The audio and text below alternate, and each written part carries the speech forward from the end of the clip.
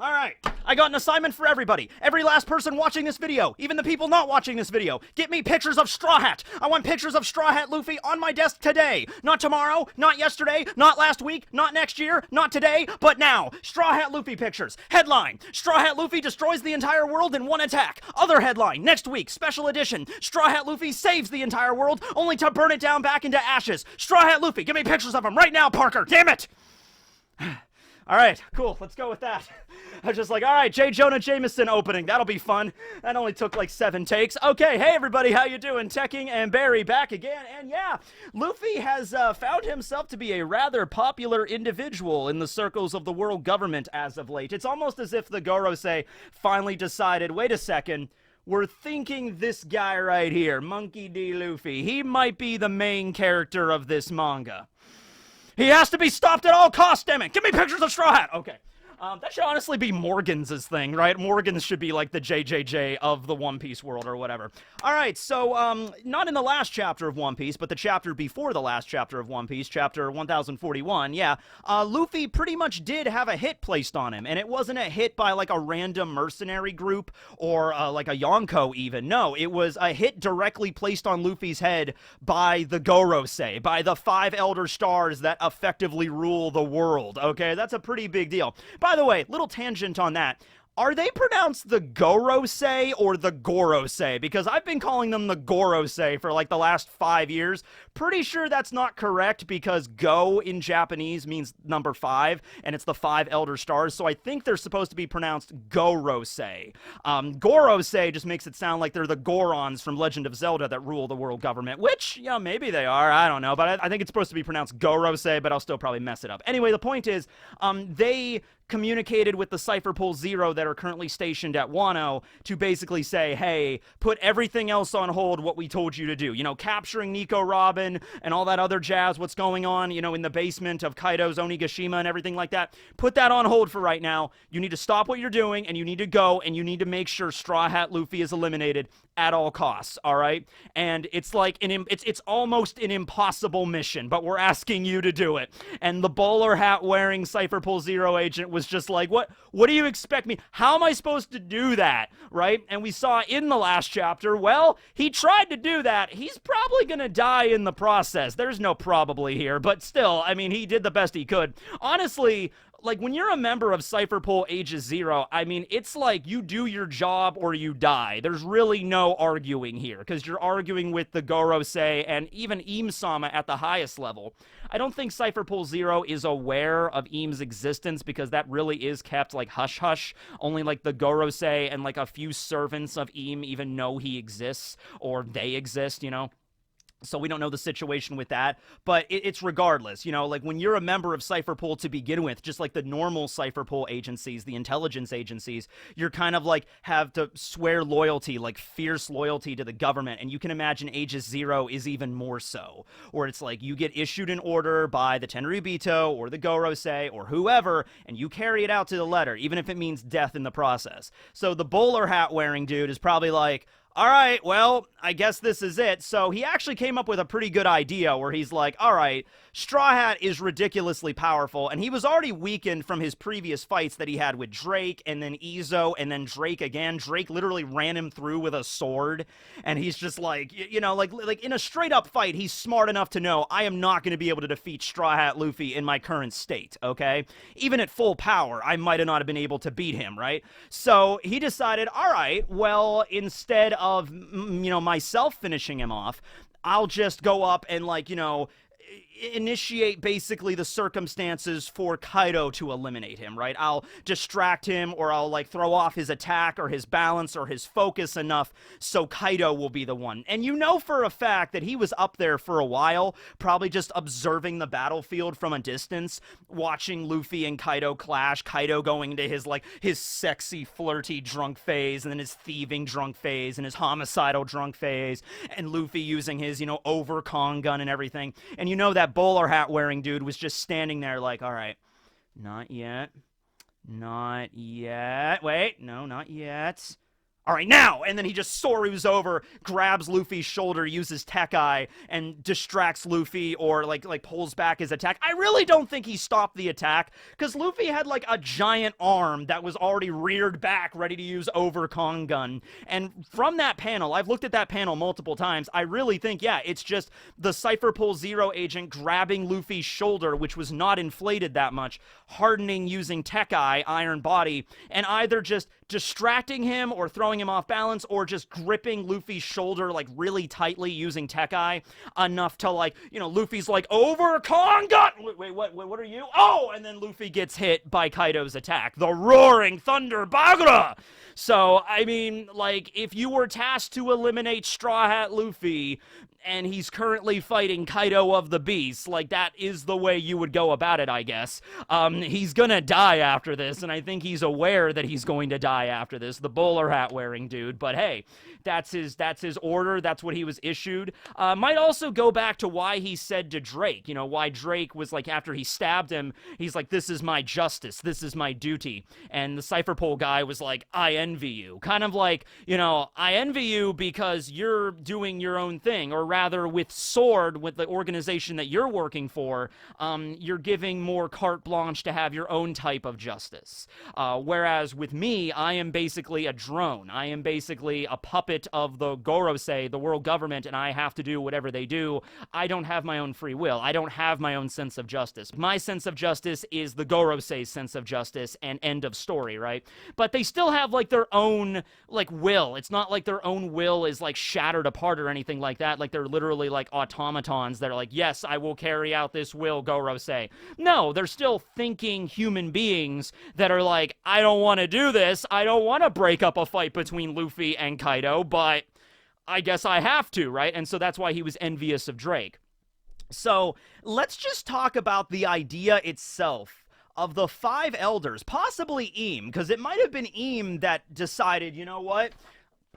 It's time. I want him eliminated. He's caused enough trouble in the world. He has the power of the Gumu Gumu no Mi, if it even is the Gumu Gumu no Mi. I did a video about that a few days ago. I kind of want to do a follow-up to that as well in this video to kind of address some other stuff that I missed out and read some comments. But, yeah, it's just like, I've had enough of this kid. He's caused enough trouble in the world. Eam just issues the order to the Gorosei, like, make sure he is eliminated at all costs. I don't care what you have to do.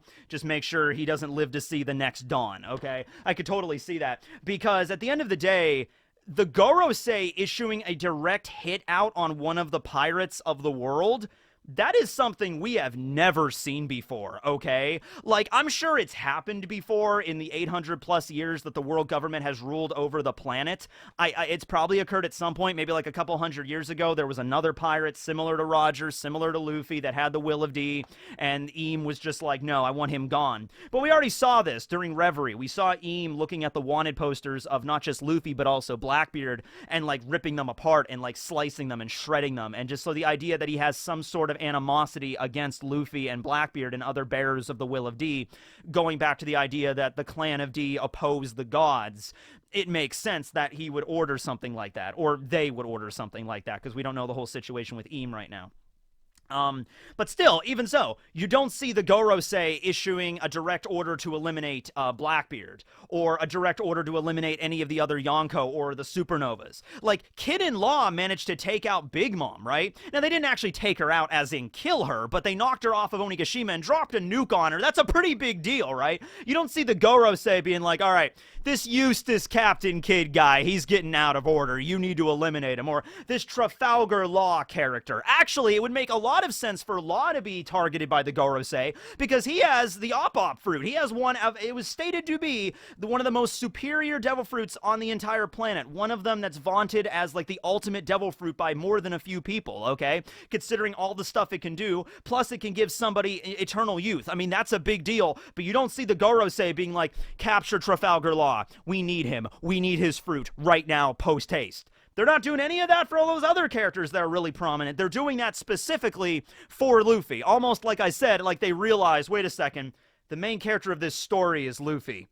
He's the only one that could possibly defeat us. Capture him now!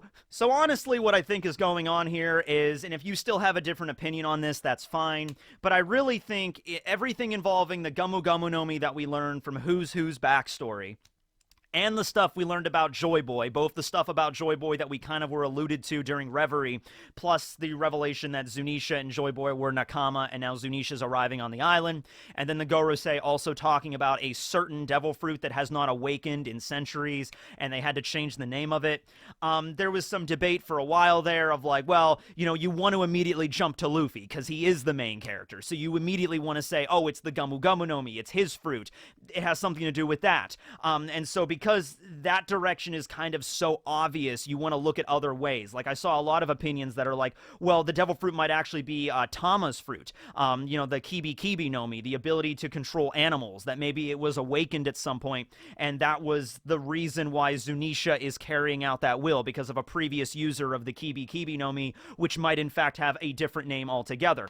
And that is still a very interesting direction if that is the way that Oda wants to take it. It could also be a thing where Oda's like, yeah, the Gorosei want Luffy's fruit because of the reasons involved with Who's Who, but there's also another devil fruit that they changed the name of that isn't the Gomu Gomu no Mi, and that is the fruit that's controlling Zunisha, which is now currently Tama's fruit, right? And that also makes sense why they said it hasn't awakened for centuries, because Tama's fruit has probably been on Wano for centuries, which is isolated. I understand all that. Like I said, a bunch of different paths here. It's certainly not a situation where it's like you can look at the One Piece story and have it just be a straight line. Like, oh, okay, it makes perfect sense. There's only one road that Oda can go down here. He can take multiple, routes. But I think, honestly, it is all about the Gomu Gomu no Mi right now, especially from the last two chapters that we had, okay? So let's assume that when the Gorosei mentioned the devil fruit not awakening for centuries, they did not necessarily mean that no one has consumed that devil fruit in centuries. They meant, like, literally, it hasn't awakened, as in devil fruit awakenings, okay? So that's the reason, because they're getting the implication that maybe Luffy's devil fruit is going to awaken soon. And if it really is Joy Boy's devil fruit, which that's been a theory that's been around for a while, and I mentioned that in the video previously on Monday, talking about how, considering, you know, Roger and Luffy didn't share the same fruit. Roger didn't even have a fruit. But Luffy and Joy Boy, that makes a little bit more sense, because it happened so long ago, and the records have been, like, destroyed, essentially. And we also saw the connections to Joy Boy and Luffy already through the Straw Hats. The Straw Hat that's in the freezers of Marie Joie, which was most likely Joy Boy's Straw Hat, which, you know, connects back to Roger, Shanks, and Luffy having the Straw Hat. There you go. And once again, it makes sense why they would punish Who's Who to the degree that they did, given the fact he lost that fruit to Shanks way back in the day, okay? So, something I just wanted to clarify with that video that I didn't, like, I think explain well enough, because it's kind of like a very interesting, esoteric sort of, like, concept for a fruit. I talked about it in that video like it's the countering fruit, or it's a fruit that can, like, it's the anti-devil fruit, basically, that can repel every other devil fruit, or it's the devil fruit that always bounces back. The better way of explaining that, and there were a few people that left comments here, like this one, like, you know, saying like, oh, Tekking, you're very close, but the idea is it is a resin or a polymer. It just has the traits of that allow things to bounce back, okay? So one way of looking at it is like, okay, let's take Caribou's Numa Numa no Mi. So Caribou has the swamp fruit, or the mud fruit, all right? So it allows him to turn into physical mud, but it also gives him the extra added trait of basically having an infinite pocket dimension inside of him. The idea being that once you're dragged down into the swamp, you don't come back, so that kind of creates this infinite pocket space. So he does have the traits of a swamp. He has mud and everything like that, but he has an added trait, an added power that, you know, swamps in this world don't have. Swamps are not, like, infinite in this world. Another way of looking at it is, and I should have used this example in the last video, but Kelly Funk's jacket fruit. Who would have thought the jacket fruit would have been as relevant as it was? But no, the jacket fruit does allow you to turn into a literal jacket, like just as one ability, but also an added ability that relates to a jacket, the nature of a jacket, the concept of a jacket, as it were, where if you put it on, you can gain that person's abilities, okay? So think of Luffy's power the same way, because I got some people commenting like, well, if Luffy's ability is not rubber, then what about when he fought against Eneru? Because the whole point of that fight was Luffy was immune to electricity because he was made of rubber. And it's like, I should have explained it better, okay? Luffy does have the properties of rubber. It is still a rubber fruit, but a nature of rubber, the concept of rubber is it bounces back. And so that's what Luffy does. And this was something else. He even directly has said this line before when he was fighting Moria. I think he's used it in other parts of the story, but the one that I always remember was when he was fighting Moria. And Moria locked him into that black box technique, and then he was like tossing Luffy around the battlefield, like crushing the black box, and Luffy got out. And Moria's like, how are you still alive? Kishi. And Luffy's like, because I'm made of rubber, and rubber always bounces back. You know, that's a really cool scene there. It's like, oh, I see what Luffy did. Right? He's made of rubber and rubber bounces back. That's why he has this resolve that he will never back down. He'll always come back. No, that isn't just his resolve, or rather it is, but there is a power that relates to that. So to be specific here, Luffy has the ability of rubber, okay? He can turn his body into rubber, but it's the underlying effect of that rubber that's more esoteric, that's more like harder to understand in terms of like physics, that he basically breaks. That's more of a superpower, where every time Luffy's about to get, bonked down onto the ground, he can bounce back. So essentially, like, unless you manage to kill Luffy outright, he's going to come back. And this has been shown throughout the story. I mean, his fights with Crocodile, Eneru, when he fought against Magellan was the best one. Think about it this way. Back when Luffy fought against Magellan, and he was left on death's door, and Ivankov used the healing hormones. Yes, those of course helped, but remember, Ivankov even mentioned, like, all I can do is bolster your immune system a little bit, raising your chance of survival from 0% to like 1 or 2%, all right? That's all I can do. Everything else is on your own willpower. And Luffy's like, okay. And Luffy managed to not only survive that ordeal, but he also managed to get done with it way quicker than Ivankov ever assumed that he could. I think it was supposed to be well over like a day for him to recover, and Luffy did it within like a few hours. I think like 9 or 10 hours, Luffy did it, okay? And Ivankov was just flabbergasted by that, okay? So you want to say, oh, it's because Luffy's the main character of a shonen manga, so therefore he's got the willpower like all the other, like Ichigo has, like Naruto had, like Asta has, like all these shonen protagonists have this unreserved, unyielding well of willpower that they could just tap into at any given time. It's a very common trope. But no, it isn't just because Luffy has willpower, that's how he was able to survive. It's because one of the key natures of his fruit is that if he's close to death, but he could still hang on just a little bit, boom, he can bounce back, okay? It might even be possible Luffy could have survived that maybe even without the healing hormones. Now, that's something that's going a little bit too far with it, but yeah. And even going back to the fight with Eneru, it might be a thing where, like, Luffy, yes, having the rubber fruit helped him to be immune to electricity, but it's not all because of the fact he was literal physical rubber that doesn't conduct electricity or is a very poor conductor of electricity. It's an insulator. No, it is partly that, but the vast majority of the reason why he was able to beat back Eneru was because of this bouncing ability of countering devil fruits, or, being able to always come back even stronger. That's another thing, too. It's not just about coming back. It's about being able to excel past your point of where you were before. Like when you take a bouncy ball and you drop it, and it bounces higher than what you dropped it as, right? So Luffy comes back not even as the level he was before, but he comes back stronger. Gotta get more stronger. There's your One Punch Man reference for the video. Because, I don't script these videos. I don't sit down and write out every single thing I'm gonna say. I basically just write bullet points, and the rest of it is frog facts, to be honest with you. But sometimes I have a hard time conveying, like, what I'm thinking and trying to, like, actually explain it in a correct way. But that's the basic idea, all right? So that's up to the rest of the people in the comments that kind of like, Tekking, I think what you were trying to say was something kind of like this, but you're on the right track. And it's like, yeah, that makes more sense. I like the way that you phrased it better, okay?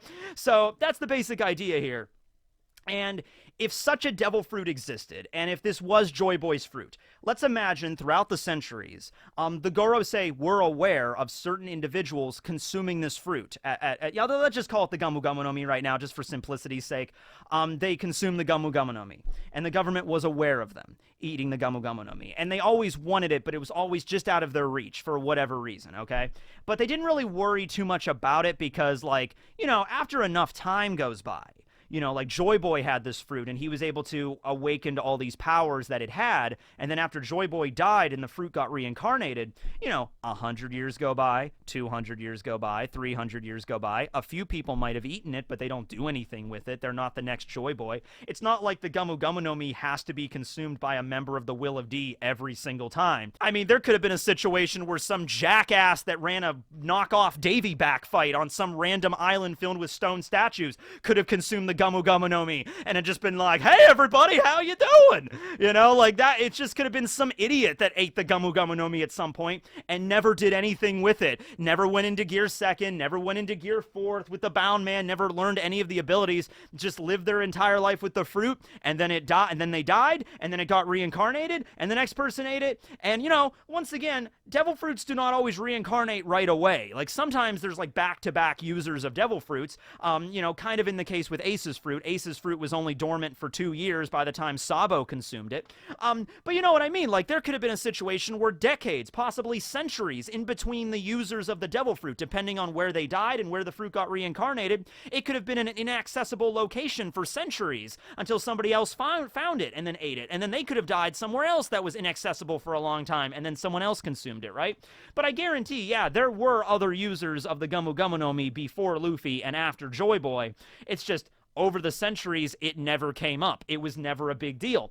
This might be feasible. Luffy might, in fact, have been the first person ever since Joy Boy to eat this fruit that became a pirate.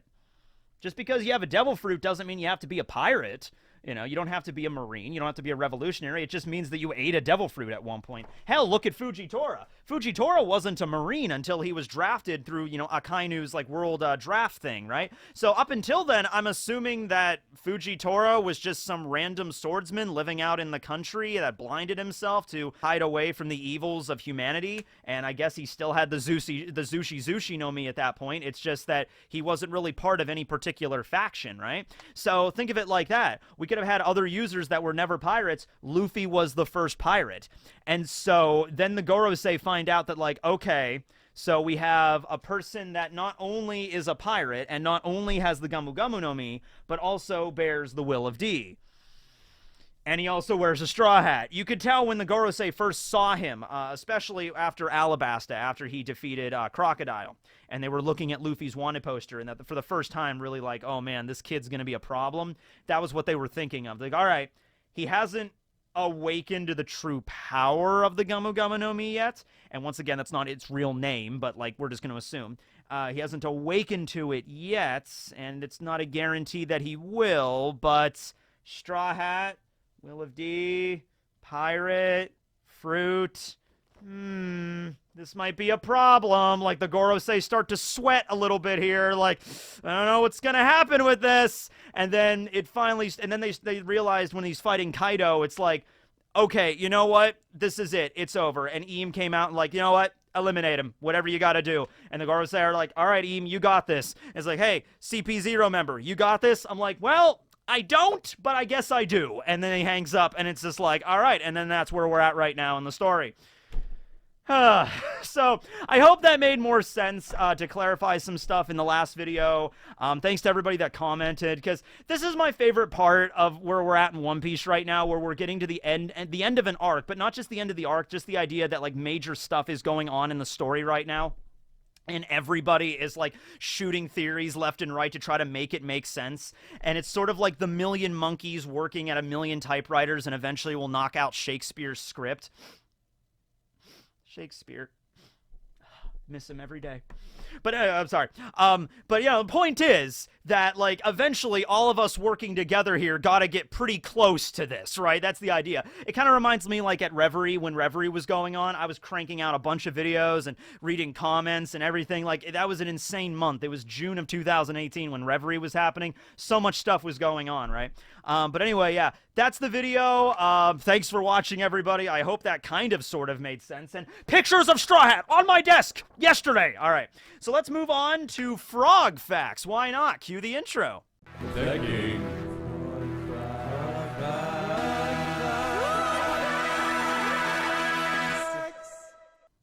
Yes, okay. So today we're going to be talking about a frog, but I also want to talk about a person behind the frog. Yes. We're going to be talking about Wallace's flying frog right here. This is Wallace's flying frog. It is a frog species that is native to Indonesia. It is a moss frog. We talked about moss frogs last time.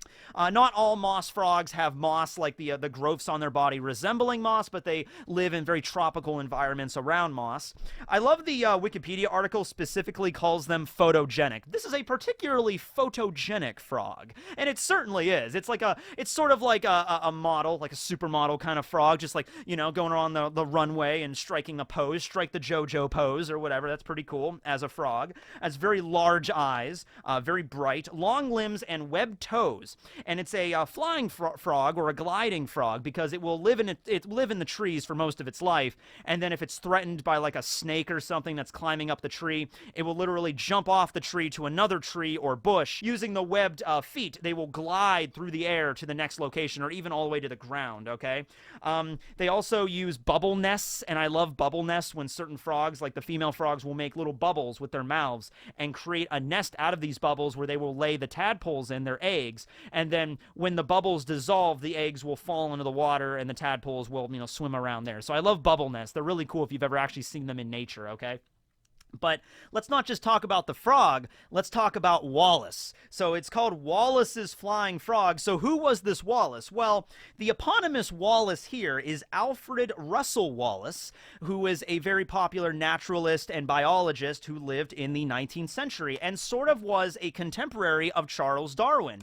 And the crazy thing is, when we think of natural selection and the theory of evolution, we immediately think, oh, it was Charles Darwin because he wrote Origin of Species. Charles Darwin was the only person in the entire world, in all of history, that came to this conclusion of natural selection and evolution, and so he's the father of it. Well, he did a lot of stuff. I don't want to, say that Charles Darwin did nothing, but there were other people in his field that had similar ideas. Charles Darwin, it wasn't like every biologist up until Darwin was like, we just don't know how this works. And then Darwin came out and he's like, I looked at some penguins in the Galapagos. I figured everything out. That wasn't how it went. There were other people in the field in the 19th century, Alfred R. Wallace being one of them, that published a lot of articles, like contemporary, same around time as Darwin, around the idea of natural selection and evolution. And it was even Alfred Wallace that actually pushed Darwin to publish The Origin of Species, which was insanely controversial at the time that came out, in religious circles in particular, for obvious reasons.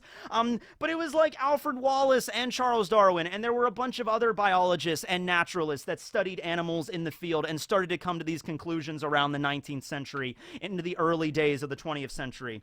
Wallace was born after Darwin, and he lived about 30 years after him. Darwin died in 1882, and Wallace died in 1913.